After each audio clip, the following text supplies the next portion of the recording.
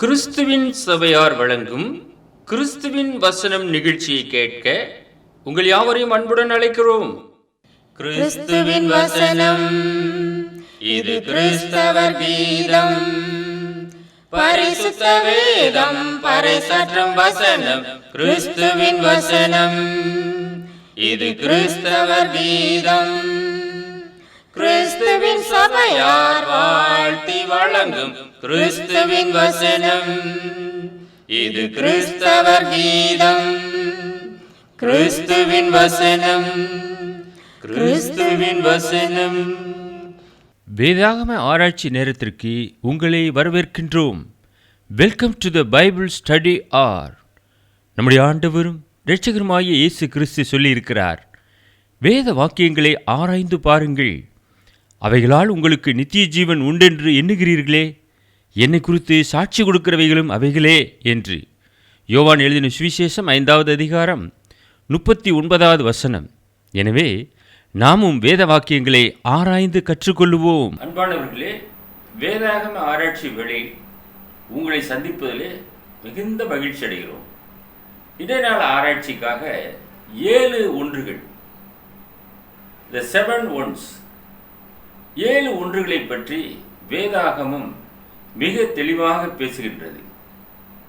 அன்பானவர்களே, எபேசியர் 4வது அதிகாரம் 4 முதல் 6 வசனங்கள் மற்றும் 1 கொரிந்தியர் 12வது அதிகாரம் 4 முதல் 6 வசனங்களிலே நாம் பார்க்கும்போது இந்த ஒரே நம்பிக்கை, ஒரே சரீரம், ஒரே ஆவி என்ற மாதிரி காரியங்களை நாம் தெளிவாக வேதத்திலே நாம் பார்க்க முடியும். எபேசியர் 4:4 என சொல்கிறது, ஒரே நம்பிக்கை, ஒன் ஹோப். உங்களுக்கு உண்டான அழைப்பினாலே நீங்கள் ஒரே நம்பிக்கைக்கு அழைக்கப்பட்டது போல ஒரே சரீரமும் ஒரே ஆவியும் உண்டு.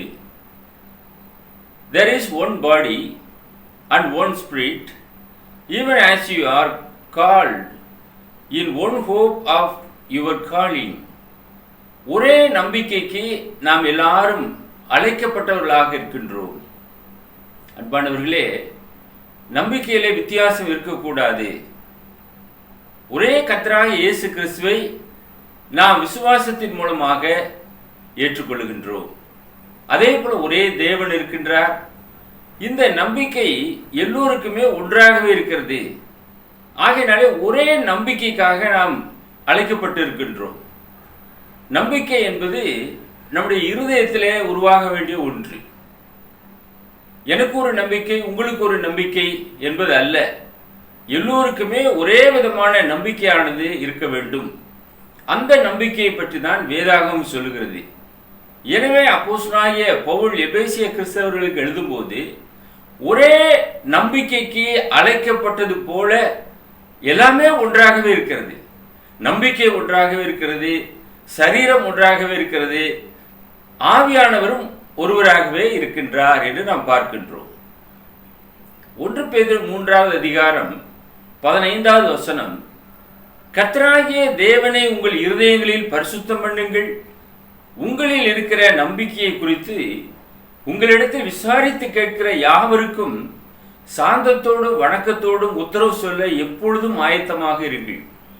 நம்மிடத்தில் ஒரு நம்பிக்கை இருக்கிறது. நம்மை பார்த்து கேட்கிறார்கள், ஏன் நீங்கள் இயேசு கிறிஸ்துவை ஏற்றுக்கொண்டீர்கள், ஏன் கிறிஸ்தவர்களாக வாழ்கின்றீர்கள் என்று ஒருவர் நம்மை பார்த்து கேட்பாரே என்றால், நாம் இருதயத்தின் ஆழத்திலிருந்து அந்த நம்பிக்கையை அவர்களோடு கூட பகிர்ந்து கொள்ள வேண்டியவர்களாக இருக்கின்றோம். அதுவும் எவ்விதமாக, கேட்கிற யாவருக்கும் சாந்தத்தோடும் வணக்கத்தோடும் அதை குறித்து நாம் சொல்ல வேண்டும். நான் ஏன் தான் இயேசுவை ஏற்றுக்கொண்டேனோ, நிறைய பாடுகளை நான் அனுபவித்துக் கொண்டிருக்கிறேன், நீங்கள் ஒருபோதும் இதிலே வந்து விடாதீர்கள் என்று யாராவது சொல்லுவார்களா? ஆண்டவர் செய்த நன்மைகளை அவர்களோடு கூட பகிர்ந்து கொள்வார்கள். நீங்களும் ஏற்றுக்கொள்ளுங்கள், கர்த்தர் அநேக நன்மைகளை என்னுடைய வாழ்க்கையிலே செய்திருக்கிறார், நான் ஏற்றுக்கொண்ட நாளிலிருந்து இன்று வரை சமாதானத்தோடு சந்தோஷத்தோடு மகிழ்ச்சியாக வாழ்ந்து கொண்டு வருகின்றேன். தனக்குள்ளாக இருக்கக்கூடிய அந்த உண்மையான நம்பிக்கையை மற்றவர்களோடு கூட நாம் பகிர்ந்து கொள்வோம் அல்லவா?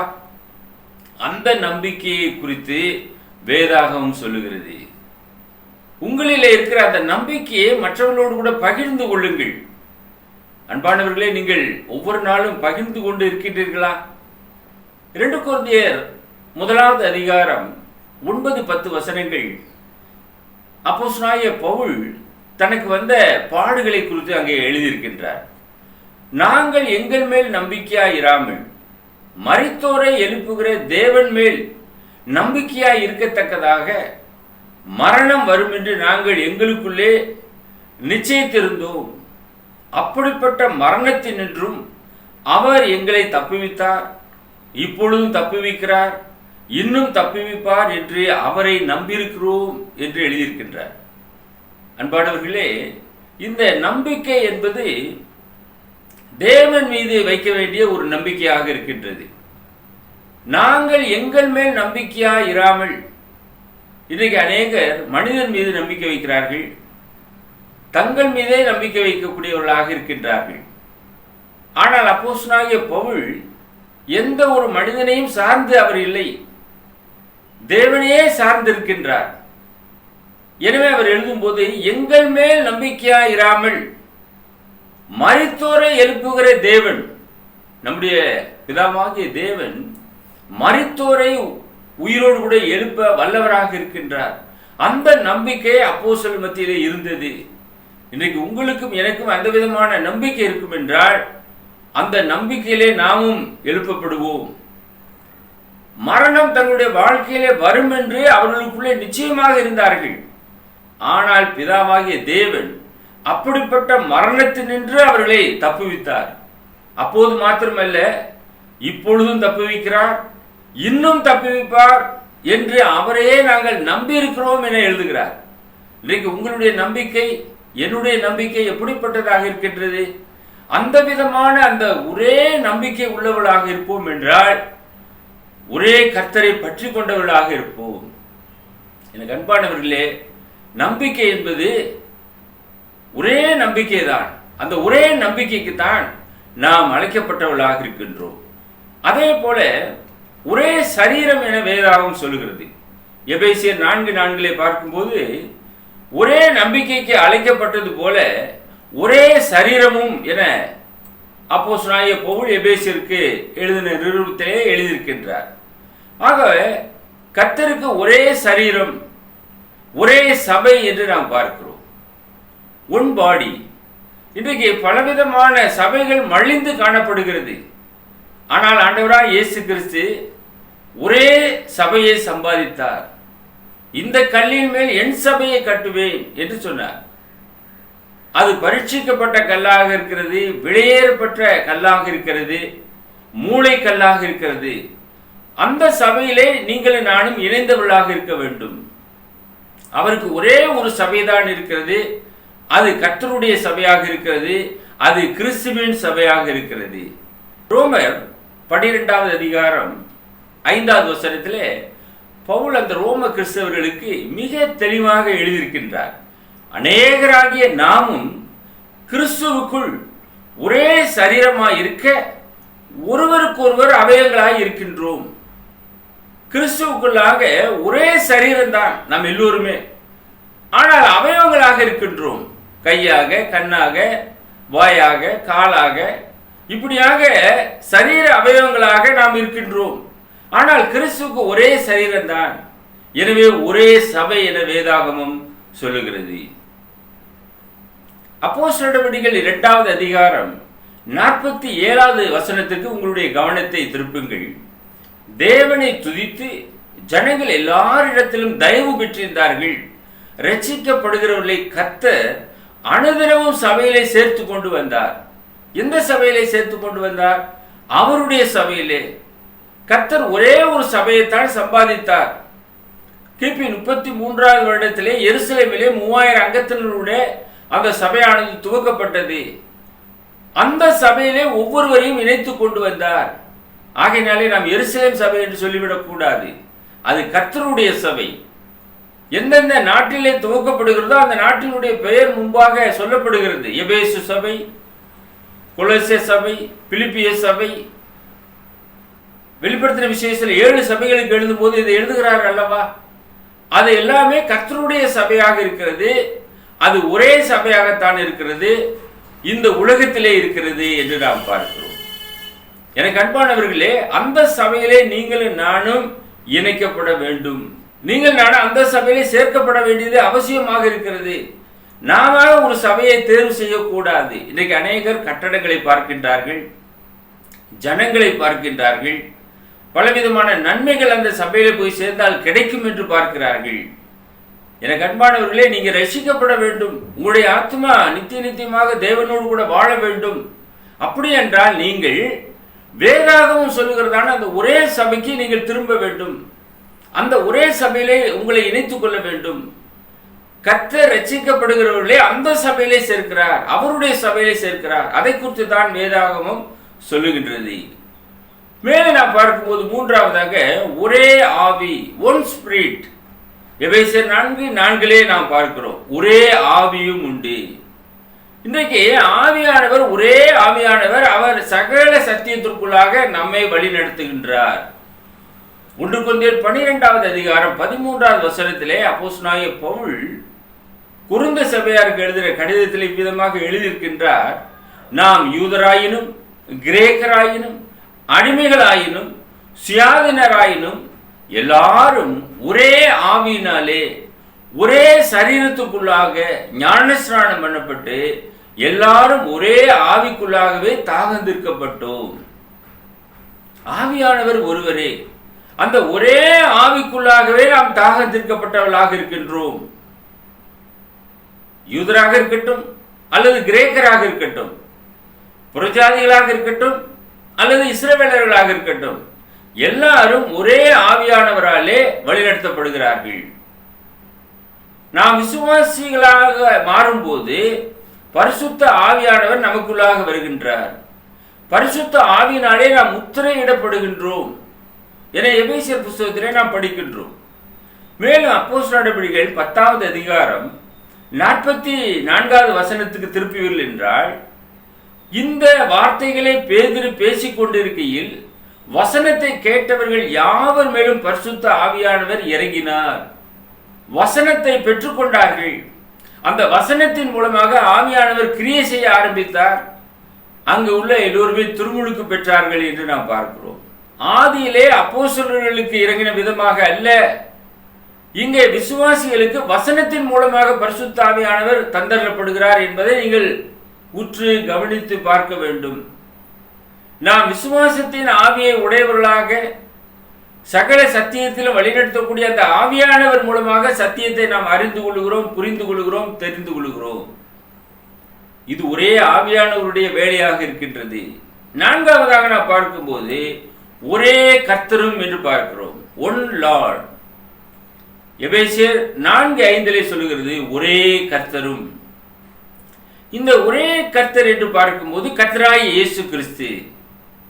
1 கொரிந்தியர் 8வது அதிகாரம் 6வது வசனம், பிதாவாகிய ஒரே தேவன் நமக்கு உண்டு, அவராலே சகலமும் உண்டாயிருக்கிறது, அவருக்கென்று நாமும் உண்டாயிருக்கிறோம், இயேசு கிறிஸ்து என்னும் ஒரே கர்த்தரும் நமக்கு உண்டு.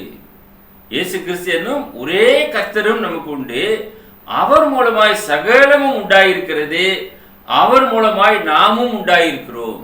இன்றைக்கு நாம் உண்டாக்கப்பட்டதே அவர் மூலமாகத்தான். கர்த்தராகிய இயேசு கிறிஸ்துவின் மூலமாக நாம் உண்டாக்கப்பட்டவர்களாக இருக்கின்றோம். எவ்வளவு அற்புதமான தேவனுடைய திட்டம் என்று பார்த்தீர்களா? ஆக ஒரே கர்த்தர் தான் இருக்கிறார். அந்த கர்த்தராகிய இயேசு கிறிஸ்துவை நீங்களும் நானும் பற்றி கொண்டவர்களாக இருக்க வேண்டும். இன்னைக்கு கள்ள கிறிஸ்துகள் பெருகி இருக்கிறார்கள், கள்ள தீர்க்கதரிசிகள் பெருகி இருக்கிறார்கள். எல்லா ஆவிகளையும் நீங்கள் நம்பாமல் அவைகள் கர்த்தருடைய ஆவிகளா என்பதை நீங்கள் சோதித்தறிய வேண்டும். எப்படி அறிய முடியும்? வேத வசனத்தின் மூலமாக நீங்கள் அறிய முடியும். ஒரே கர்த்தரை பற்றி கொண்ட சபையானது இருக்கிறது. அந்த சபையிலே உங்களை நீங்கள் இணைத்துக் கொள்ளுங்கள்.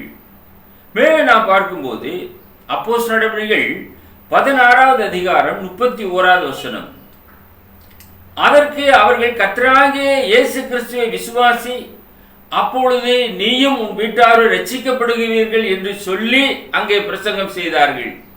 யாருக்கு? சிறைச்சாலைக்காரனுக்கு இந்த விதமான ஒரு உபதேசத்தை போதித்தார்கள்.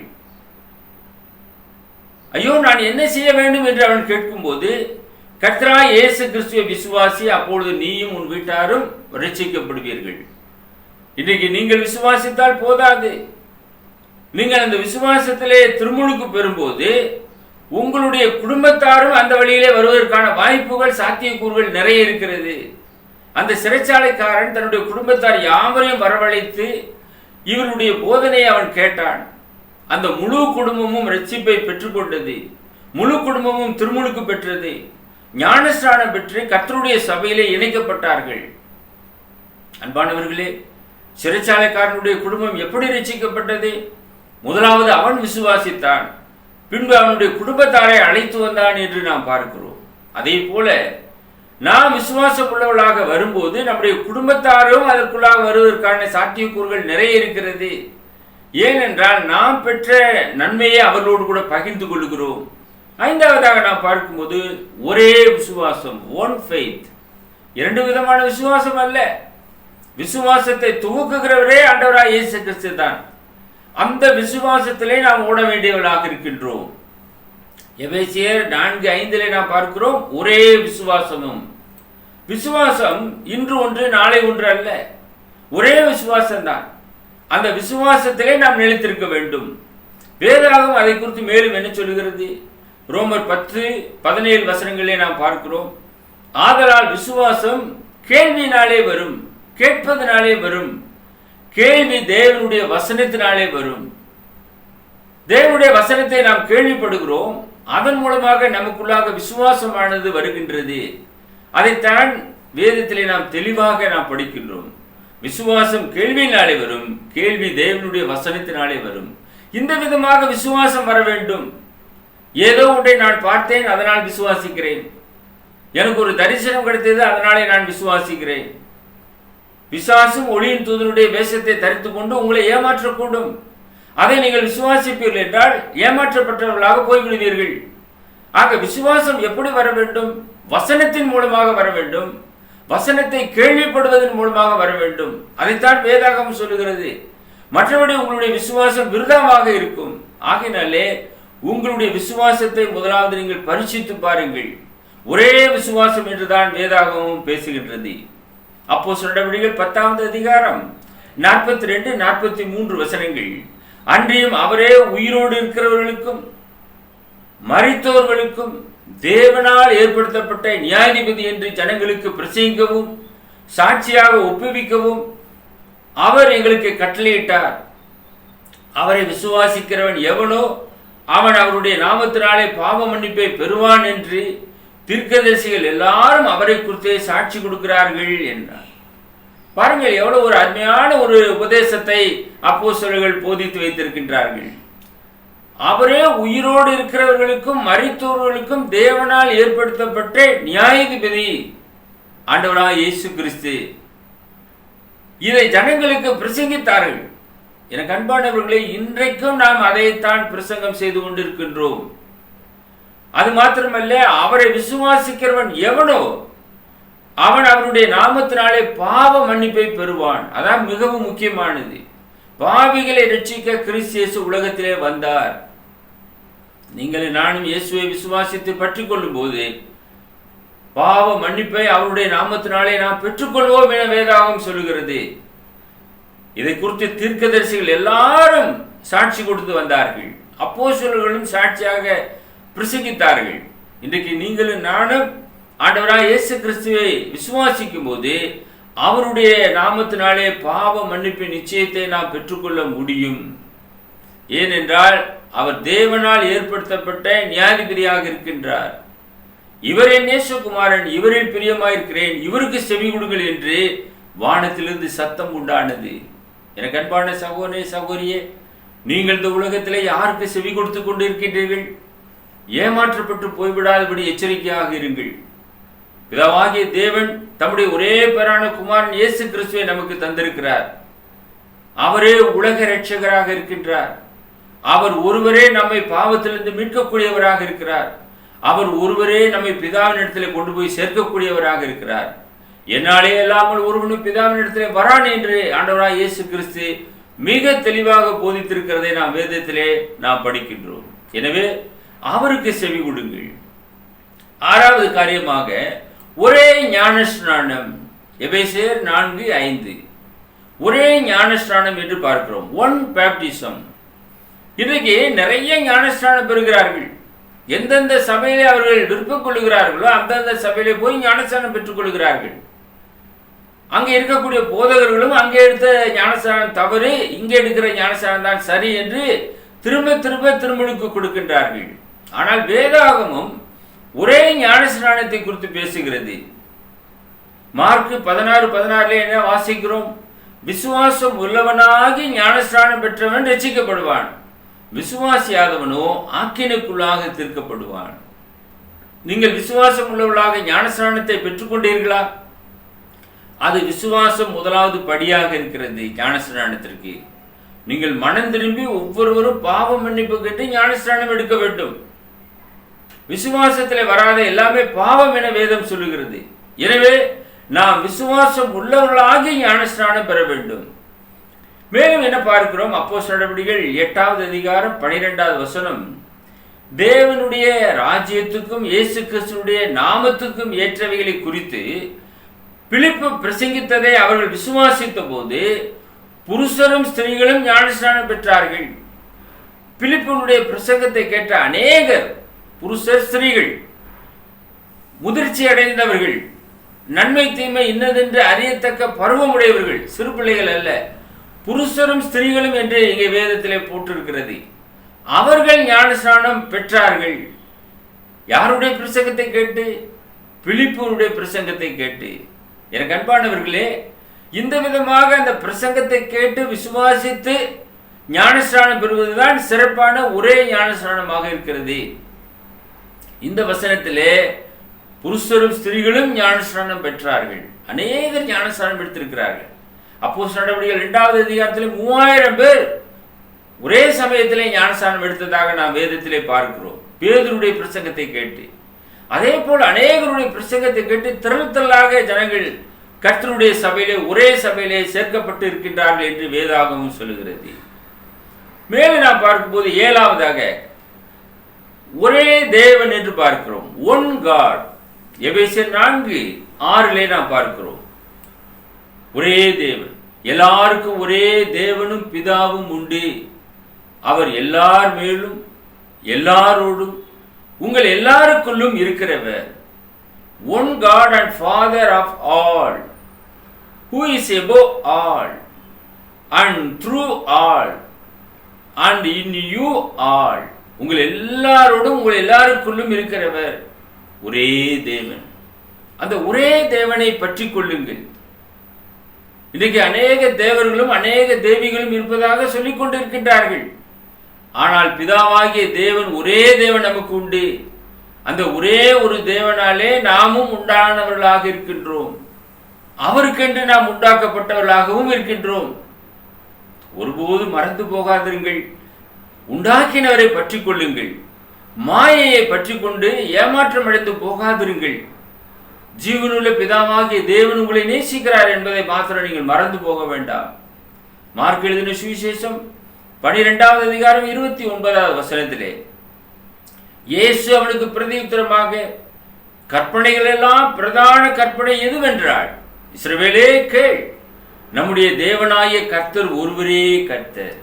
ஆண்டவராகிய இயேசு கிறிஸ்து எவ்வளவு தெளிவாக அங்கே போதித்திருக்கிறார் என்று பாருங்கள். இஸ்ரவேலே கேள், நம்முடைய தேவனாகிய கர்த்தர் ஒருவரே கர்த்தர், அவர்தான் கர்த்தர். என்ன என்று உனக்கு வேறு தேவர்கள் உண்டாயிருக்க வேண்டாம் என்ற ஒரு கட்டளையை நாம் பார்க்கின்றோம். அந்த பிதாவாகிய ஒரே தேவனுக்கு கீழ்ப்படியுங்கள், அவரை ஆராதியுங்கள். அப்பொழுது அந்த தேவனுடைய கரம் உங்களோடு கூட இன்றும் என்றும் சதா காலங்களிலும் இருக்கும். 2 ராஜாக்கள் 5வது அதிகாரம் 15வது வசனத்திலே நாகமானுடைய சம்பவத்தை குறித்து நாம் படிக்கின்றோம். அப்பொழுது அவன் தன் கூட்டத்தாரோட எல்லாம் தேவனுடைய மனுஷனிடத்திற்கு திரும்பி வந்து அவனுக்கு முன்பாக நின்று, இதோ இஸ்ரவேலில் இருக்கிற தேவனை தவிர பூமி எங்கும் வேறே தேவன் இல்லை என்பதை அறிந்தேன். இப்பொழுதும் ஒரு அடியான் கையில் ஒரு காணிக்கையை வாங்கிக் கொள்ள வேண்டும் என்றான். இந்த நாகமான் அற்புத விதமாக எலிசா தீர்க்கதரிசியினுடைய வார்த்தையின்படியாக யோர்தானிலே ஸ்நானம் பண்ணி 7 முறை முழுகின போது அவன் முழுவதுமாக சுத்தமாக்கப்பட்டான். ஒரு சிறு பிள்ளையினுடைய மாமிசத்தை போல் அவனுடைய மாமிசம் மாறினது. மிகவும் ஆச்சரியப்பட்டான். திரும்பி வந்து அந்த எலிசா தீர்க்கதரிசியை சந்தித்து அவன் என்ன சொல்லுகிறான்? இஸ்ரவேலில் இருக்கிற தேவனை தவிர பூமி எங்கும் வேறே தேவன் இல்லை என்பதை அறிந்தேன். எப்பொழுது அவன் அறிந்து கொள்கிறான்? அவனுடைய குஷ்டரோகம் முழுவதுமாக மாறும்போது அவன் அறிந்து கொள்கிறான். எனக்கு அன்பான சகோதரனே சகோதரியே, இன்றைக்கு ஒரே தேவன் தான் இருக்கின்றார். அவர் ஒருவரே நம்மை சுகமாக்க முடியும். மற்ற யாராலுமே சுகமாக்கவே முடியாது ஒருபோதும். வியாதியை காட்டிலும் ஒரு பெரிய ஒரு கொடூரமான ஒரு வியாதி எதுவென்றால் பாவம். நம்மிலே குடி கொண்டிருக்கிற பாவம். அந்த பாவத்தை போக்குவதற்கு இயேசு கிறிஸ்துவினுடைய வெளியேறப்பட்ட ரத்தம் மாத்திரமே நம்மை சுத்திகரிக்க முடியும். அதிலிருந்து நாம் விடுதலை அடைய வேண்டும் என்றால் அவரை நாம் பற்றி கொள்ள வேண்டும். நாகம்பானை போல நீங்கள் விசுவாசித்து அந்த ஒரே தேவன் தான் உலகத்தில் இருக்கிறார் என்பதையும் நீங்கள் அறிந்து கொள்ள முடியும்.